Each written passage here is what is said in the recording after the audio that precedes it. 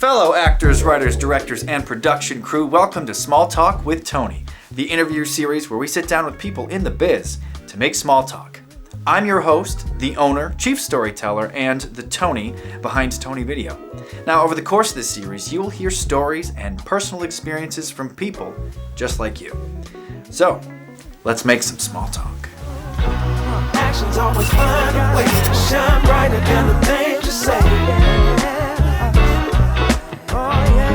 So, today's guest is the multi-talented Peter Johnson. Peter is a local SAG actor and casting director with Casting Buffalo. He is a graduate of the University of Buffalo with a master's in media studies, specializing in African American culture. He has appeared on several stages within the Buffalo theater community, as well as in short films and feature films. He serves as the director for the Bridge program at Road Less Traveled Productions, and he also teaches at Buffalo State College. So will everyone please join me in welcoming my next guest, Peter. Thank you so much for taking the time for some small talk. Awesome. Peter Johnson, actor, casting director, and pretty excited to chop it up with my boy, Tony Grande, on Small Talk, baby. It's nice to finally sit down and chat with you, because I know we've talked here and there at different events, and it's always great working with you and the Casting Buffalo crew, you know, when it comes to auditions that come into town. So it's your turn, my friend. It's time to hear from you. So just like with all of our other guests on the podcast, you know, let's talk about your start in the industry. So take us to the beginning of your journey in becoming an actor and ultimately where you are today. A lot of people think that, you know, to kind of get in this business, you know, you got to start as a kid, or like, you know, you got to start, or maybe, you know, you have this famous family member or something like that. Just like most teenagers and stuff, kids growing up, I didn't know what I wanted to do, right? Like, I was an athlete for the majority of my life. Played football, I wrestled, ran track, did all those things. So growing up, I had like dreams of being an athlete. And, you know, for me, it was just more so I knew I had a big personality. My father always wanted me to be a lawyer, you know, but I knew at the end of the day, I enjoyed being creative. You know, I used to write music and all that stuff. So I was actually living in a different state. I was probably in my early 20s. I was like 19 or 20. I was living in North Carolina, and I just happened to audition for a local play that was like, they were advertising auditions on the radio, and I kind of heard it. Went to this audition and was very like American Idol-ish, you know, where I stood in line for like 3 hours. And at that time I had like taken some acting classes, but like I really wasn't confident. And my first acting job, I landed a role in this nationally toured gospel play. Like, who would have thought, right? And that was just something. So I think at that time, you know, it was a new experience for me being on the road. I was with a lot of like B and C list level celebrities during that time. That was also a part of the production, the play. And that's just when I got bit, man. You know, when you are on stage and you're performing, we were going from city to city and you're being around these celebrities and people are kind of welcoming you. I knew it was something at that moment that I wanted to do more of. So once the tour ended, I decided to go to film school. I said, I want to be the best trained actor I could be. So I went to New York and studied acting, directing at New York Film Academy. Came back to Buffalo, got really involved in the theater scene here. I've worked at almost every theater in Buffalo. I also got my master's degree in media study from the University at Buffalo. And yeah, man, I've been kind of rolling ever since. But I guess the main thing is I've been very consistent in this journey. You know, people that know me know that I've been doing this for over 20 years, you know, and it's just been kind of an evolution of, you know, being on stage as an actor, and then also, you know, having a rapport with other actors, knowing what good acting is, which helped transition into the casting side of my life. And then also, you know, I have some other programs where my goal as an artist is to inspire other artists, so I have other internships and programs set up, to do that. So it's been a journey though, at least 20 years of consistency. And that's what I would tell people: stay consistent. Well, for just starting out, that's one hell of a first gig to land. Being able to tour seems like a very enlightening experience. And for starting out on such a high note, tell us about how you pivoted once you weren't able to continue touring, and how did you readjust after that? So being on tour with a national play during that time, and then having it stop because we were doing one leg of our tour, and then we stopped, and then we were supposed to do another batch of cities, but the investors kind of got involved and said, hey, the numbers didn't gel, so the tour stopped. It's over. And to go from performing every other night to now just kind of sitting in the house, it was depressing, and I was a young man at that time, not knowing how to handle that type of pressure. But I knew this was what I wanted to do. So I knew the goal was to get as good as I could, right? To get as much training, as much preparation, because I knew that this was my path, right? So even though at that time the tour stopped, that's actually when my work really started. Well, I think consistency is such a strong theme because with your experience, it seemed like, you knew what you wanted to do, even if you didn't know exactly how to get there. But you were able to find the right environment, remain consistent, and, just bettering yourself and just improving your skills. And, if you keep doing that, it's only a matter of time before things tend to work themselves out. So talk to us about how did you get settled in the Buffalo theater community, and then how did you find your niche? I came back to Buffalo, and this was about, I'm going to say 2005. During that time, I came back to Buffalo, and this was, there was no films or anything being made here at that time. This was before the tax credits and all that stuff. And Buffalo is a very rich theater community. For people that don't know, we have 19 local theaters that all do a full season, right? So there's a lot of work. So for me as a young man, when I first came back, I worked at the predominantly African-American theaters. I worked at Ujima. I worked at the Paul Robeson Theater. But what I also discovered was that I didn't want my talents to be limited to only what's called the African-American theaters. I knew about these other theaters, so I started knocking on a lot of doors. I started, finding out who the artistic directors were. I started going to networking events. I wanted to be able to let other artistic directors and creative directors know that, hey, I'm in town, right? I'm a young African-American guy. I can do a big range of work. And I think that over time, it started to work because during that time, there may have been, I would say, predominantly maybe 5 or 6 strong African-American leads that were my age at that time. And if one of us was booked, they called the next one.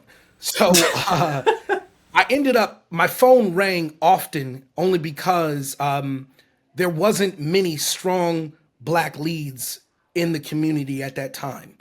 So for some of the theaters that maybe traditionally didn't hire Black actors, if they wanted to do a show that had a Black character, I was one of the people that they called, So it worked out really well. And not only that, I just have a personal belief that theater is where you get your nuts and bolts of your training. And I did a lot of it. I did a lot of theater, especially fresh out of film school. I think I performed for at least 7 to 10 years before I even did a movie. Just 7 to 10 years being on stage nonstop, from at the Kavinoki Theater, performing there, at the time Subversive Theater there, Road Less Traveled Theater, I performed there. There was just, a lot of different places that were willing to kind of take a chance on me, and it just helped. It helped me long-term sharpen my skills. That's interesting because if you look at your trajectory, you started on a high note, you found the right environment, you kept being consistent, you found a little bit of luck along the way, but it seems that the harder and more consistently you work, the luckier you tend to get. Well, I believe that luck is primarily the combination of preparation and opportunity, right? So being prepared when opportunities present themselves, that's what results in what we say luck. You know what I'm saying? But at the same time, it's being prepared for when those opportunities surface. And when you're someone that's hungry, that wants it, and you're constantly training, when opportunities happen, that's just when opportunities are given and you're prepared. That's when the ball just starts rolling and lightning strikes. Yeah, man. Yeah, that was a very strong point and pretty dope. But it's true though. I mean, that applies to more than just acting. Awesome. Preparation is just so important, and you have to be ready as much as you can at all times. Because the world doesn't wait, and that's why you should always be improving and stay consistent, because you never know what may present itself. So at this point, you got settled into theater community. Talk to us about how you ended up meeting the other casting directors and ultimately helping to create Casting Buffalo.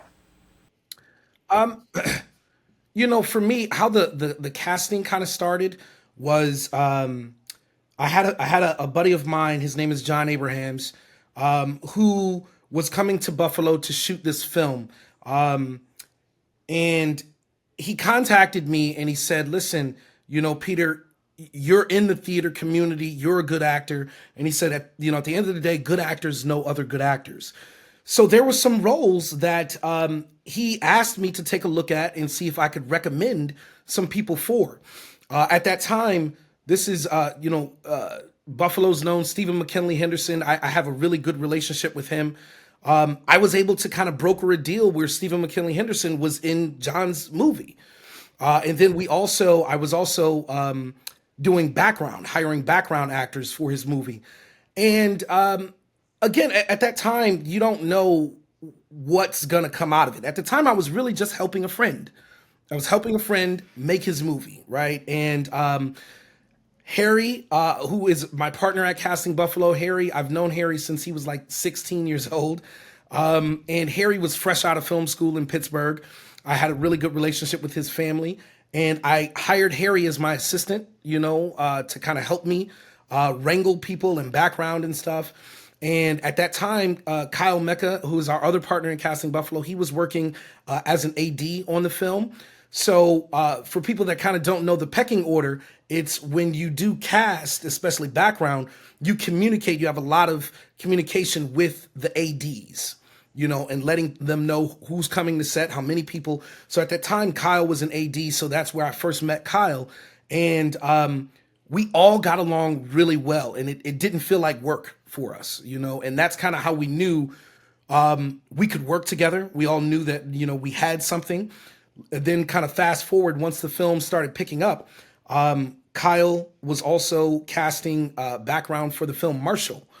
And at the time, I was working as the casting assistant to Frank Rossi on Marshall. And once Frank casted all of the lead parts, it was kind of like, well, my job is over. So I talked to Kyle. I'm like, hey, Kyle, can I come help you? And Kyle was already working with Harry, and it was like, yeah. So I transitioned from working with Rossi into working with Kyle and Harry on background. And that's kind of where I think Casting Buffalo was birthed, during that movie, where we all kind of gelled together and worked together. And we knew we had something, at that point. But I think it's also just about, the for me being an actor, also just kind of making myself useful on film sets and saying, hey, what else can I do? As actors, sometimes we look at if they don't hire us as an actor, there's nothing else we can do. No, there's a ton of things that you can do, especially if you're talented. And that was very crucial to my career because I was always an actor first and foremost, but you're not going to always get cast. You're not always going to be right for the role. It's extremely competitive. So I wanted to find another niche that I could provide, to help feed my family and to help be on productions and to help get my contacts up. So casting was it. And I knew, and not only that, I think casting made me a better actor. Because when you watch actors all day long and that's your job and you're watching auditions and you're watching performances, it helps you in your craft. So I was able to kind of grow as an actor, even though I was growing as a casting director as well, and things kind of just worked simultaneously. Yeah, well, when I interviewed Kyle, obviously his focus and background comes from directing, and that's his contribution to Casting Buffalo. So with you coming from an acting background, I am curious to hear, your perspective as both a casting director and as an actor. And, what do you think actors should know about casting directors, and what should they focus on presenting for their submissions? Well, I think it's a couple of things, right? As it stands right now, the climate that we're in, now post-COVID, there are rarely any type of in-person auditions, right? Like, it just really doesn't exist anymore. I think that, during COVID, a lot of productions found ways to be efficient. And now because people are able to cast from their homes and by watching audition tapes, no one wants to go back to casting in person anymore. It's just a thing of the past, right? So with that, I think that actors have to learn the new way of how things are being cast. And it's a gift and a curse. And what I mean by that is that, prior to self-tape auditions, you could go into a casting room, meet the casting director, meet the producers, meet the director, and you could kind of work the room and sell yourself prior to your audition, right? Well, and make people kind of fall in love with who you were who you are at that time and why are you there? And oftentimes, maybe you may not give the best audition, but if you win the room, now that's going to, entitle you to a callback. It's harder now because people can't win the room. So as a result, now actors have to focus on that main audition. I tell a lot of students that auditioning is the most important, pivotal part of your career because it's the casting directors, maybe it's their first encounter with you, maybe it's the director's first time seeing you, and essentially during that small audition, you have to sell them that you can do the part. Once you get the role, everything is easy at that point. Now you can learn your lines, you can work on characterization, you can work on blocking, because that's after you get it. So the hardest thing is to sell them that you can do it, that you're the right person for it.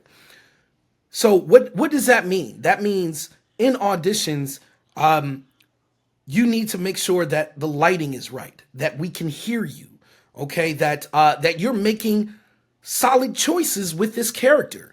On average, I would say for a particular role, for let's say if it's a lead character, a casting director may go through 500 audition tapes.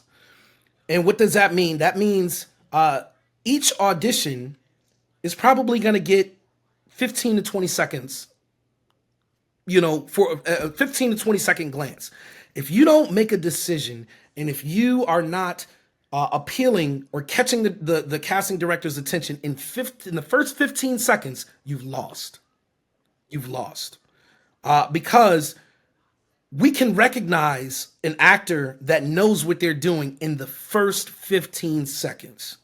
If I can see that they know what they're doing and they have a good handle on the character, then I'll watch the rest. But if you don't make any solid decisions regarding this character in 15 seconds, we're going to go on to the next person, because no one has time to watch 500 auditions at 3 minutes apiece. You just can't do it, right? So like, I would say that's, one of the keys is like mastering an audition. The second thing is to network. Every major role that I have gotten has been because I network. It's because I know someone that knows someone. And, oftentimes for me as an actor, people will say, oh, well, you can put yourself in the movie. I can't do that, right? Like, it's just not something that, you have to have the producers, the director, everyone has to be on board. I can't just come in the room and say, hey, I'm going to play this role. But what happens is that when you network and you build relationships, I may ask that producer or that director, hey, this character here, do you mind if I read? Oh, okay. And if they don't mind if I read, right, now at least I have the ability to be able to make a decision with that character, right? So like I'm networking. I'm asking them for their permission. I'm always doing those type of things. The more people you know, and I see it on movies all the time. Sometimes directors will hire people that they like more than, the person that's, grinding out. If they don't like you, and that's a part of the business, right? So network, make sure make sure that you're likable, right? And then I think the last thing is following through. Like, people don't understand that acting, even though this is associated with entertainment, this is a real profession.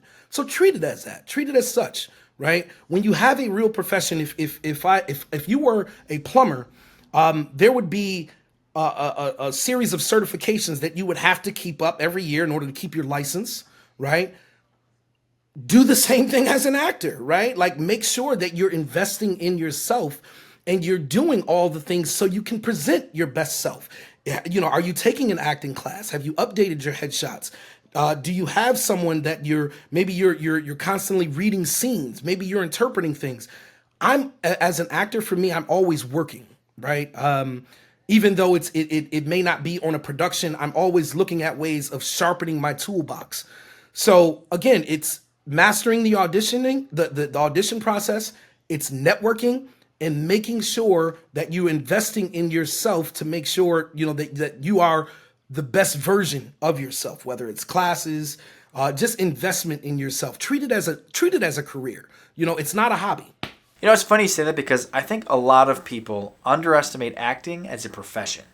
They see it as this quick way to get rich or fame or whatever. Yeah. I mean, there's no certifications. Anybody could get away with it. But for myself, I know when I act well and I do it well and not so well. And I think the things that help me do it well aren't even necessarily from an acting standpoint. I write, I do some directing, do some cinematography, and I think I grew a better understanding of acting through those different perspectives. So I want to transition into some of the things that you do outside of acting. And, what are those other facets to your brand and identity other than just being an actor? Yeah. What I try to do is I encourage people to model and look at other actors that are within your cast type, right? So like, look at the famous people that are being successful at it, who you could swap roles with, right? That's the same. You're the same type of character. You're the same age. You're the same ethnicity. For me, it's like Michael B. Jordan. It's guys like that. So what I do is that I look at their social media handles, and I copy them, right? And like, they do a photo shoot, I'm gonna do a photo shoot, right? Only because it's a way of building my brand. And that's what people don't understand. I think that a part of who you are as a performer, it's also, people are casting you because they know you're professional. They know that you have a following. They know all of these things, and you're constantly marketing yourself. So because I do that, to an extent, I'm also marketing myself for the next job that I get. You know what I'm saying? So it's for me, it's a method, right, that I do. I'm promoting myself for the next opportunity that comes along. And then if I do get hired, people will say, hey, he's going to promote my product the same way he promotes those other products because he's in it, So I do that. I'm a marketing machine. And I say at the end of the day, I tell people that I'm an artist, right? I'm not an actor. I'm not a casting director. I've written, some children's books. But what I do is I'm driven by, what inspires me at that time. I love being creative. So there may be a time where I'm writing a script. I'm writing a children's book. I'm producing another film. I'm acting in a film. It's also about what inspires me. And so what I do is I chase roles. I don't chase the money. I never do that.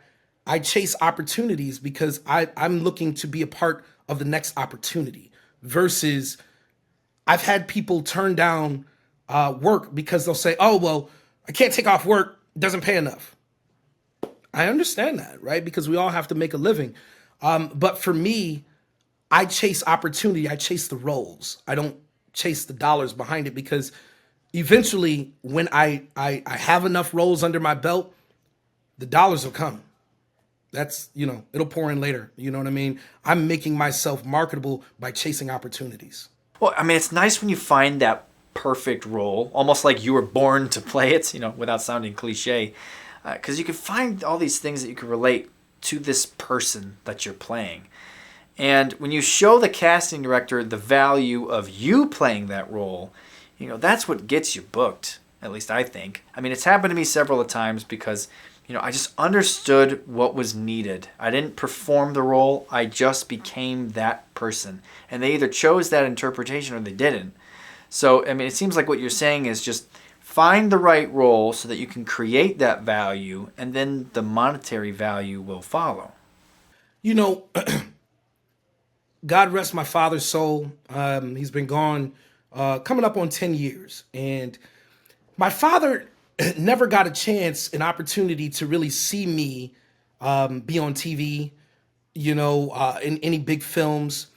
And he would tell me sometimes when I'd be doing theater, he'd be like, "When you gonna get paid for this stuff? When you gonna stop doing this stuff?" I said, "Dad, listen, I'm new to this and I'm building my foundation, right?" And there would be times where, theater, as demands so much time, and realistically, unless you're on Broadway, you're not really being compensated, with the amount of time that you put in. And most people are trying to balance their work life and their family as well as doing theater.